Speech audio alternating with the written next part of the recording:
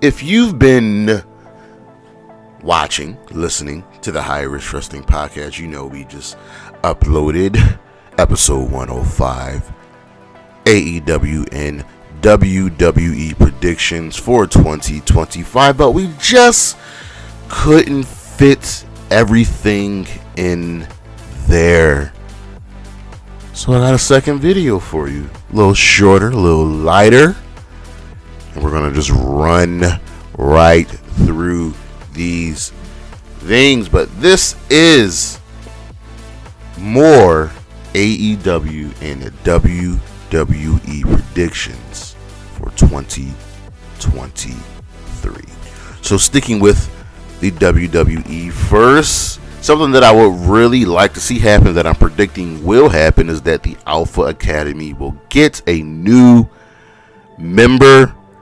Who? I don't know, but you can't be Academy with just two people. I would love to see Chad Gable and Otis elevated to where they were right around the summer, winning tag team championships, putting on good to great matches. That's what should happen. That's what they need. Dominic and Rey Mysterio will wrestle each other at WrestleMania, and Rey will get the win. Dom does not need the win. Rey has taken a couple of L's recently at WrestleMania, but this is the logical conclusion, the logical end to this storyline, and they can just settle it at WrestleMania. NXT call up. So who will get called up? I'm predicting Cameron Grimes, Carmelo Hayes, Trick Williams, Gigi Dolan, JC Jane, and Braun Breaker. These are the most obvious names. These are the people that really don't need to be down there anymore. I would say Casey and Caden, but they're the tag team champions, and they kind of got to hold the division down for now. So I don't expect them to be called up until, honestly, a lot of the women there get better in the ring.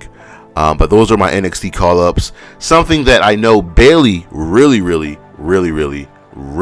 wants is a women's mid-card title. And I'm predicting that will happen. You have the women's tag team championships. You have the Raw and SmackDown women's championship.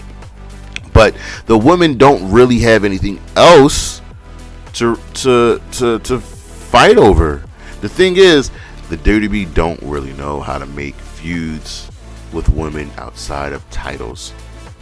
Just look at Charlotte Flair. It is absolutely ridiculous. So I think a women's mid-card championship will be coming to the WWE. What will it be called? Don't know just yet, but it will happen. And lastly, our last WWE prediction is that Rhea Ripley will become the mega star and gets the mega push that she has earned. She's earned this, and it will start with WrestleMania. Rhea Ripley will be leaving WrestleMania as women's champion, whether it's Raw or SmackDown. I'm not sure, because the plans always change in this godforsaken company. Sometimes they don't even do the most obvious thing. It's idiotic. But Rhea Ripley will be a megastar, just how we saw Bianca Belair dominate 2022. Rhea Ripley will dominate 2023. As on the other side of the table with All Atlantic Wrestling, there are also some really good predictions, things that we would like to happen, and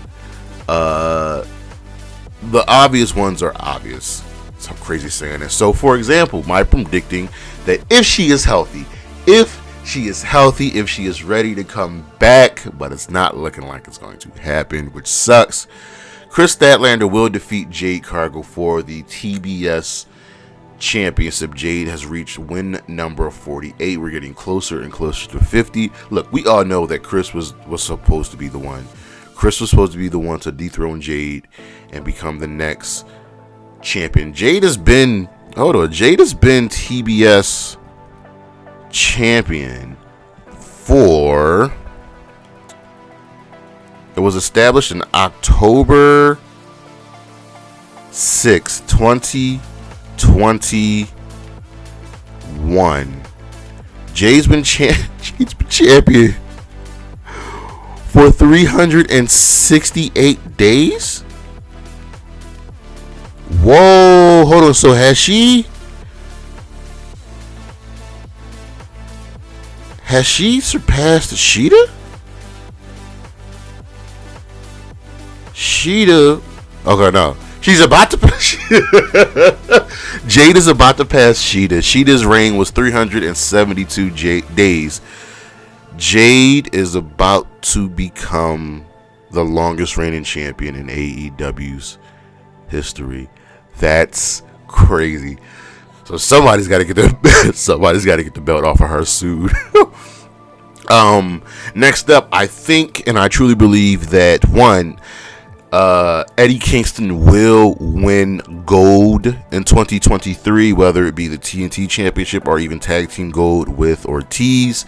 And not only that, he will face MJF. Just picture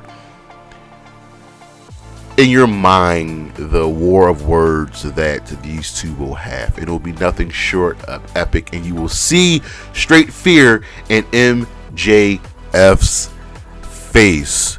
Another prediction that I truly believe will happen is that we will finally get the House of Black versus the Elite. Listen, AEW has trios championships, and they are going to make sure these are some very, very important championships, and the House of Black versus the Elite is the next logical feud. Whether that will be for championships, because we still have the ladder match to contend with in LA between the Elite and the Death Triangle, but the House of Black right now have been positioned as one of the top three trios teams in AEW. Next up, Julia Hart and Sky Blue will be elevated. Julia's already been elevated somewhat by being in the House of Black, but she'll be wrestling more, not just on Dark. With the House of Black being elevated, Julia Hart will be elevated. And Sky Blue is essentially, she's like that upper jobber who when you defeat them, you look good. It's a quality win, but we'll see her elevated beyond that. Sky Blue will become one of the top, not like top names over, Chris and Sheeta and Jade and Tony, but she'll be right there in that middle section with Anna and Ty and Willow and even Ruby.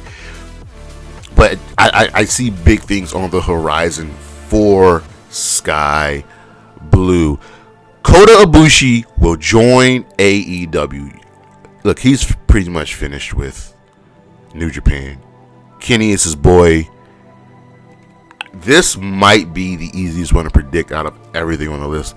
Kota Ibushi will be joining AEW. I don't know how that will affect the relationship between AEW and New Japan. Hopefully it won't damage it severely, but just Ibushi in AEW, him and Kenny as a tag team, book it.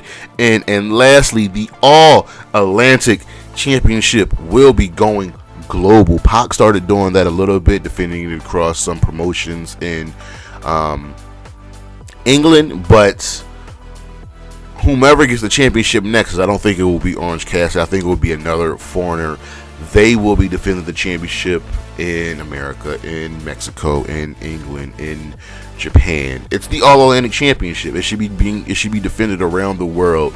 You elevate this championship. You make a lot of the title defenses on Rampage, a lot of the title defenses on Dark Elevation. The important Dark that you film before Dynamite. But I want to see this championship elevated to the same wavelength that the TNT Championship is. But those are the more predictions for AEW and WWE in 2023. Please don't forget to like, comment, and subscribe. Always check out the High Risk Wrestling podcast. Get ready for Charismatic Gaming. I'll be setting up a Patreon as well for a few other things, but I'm excited.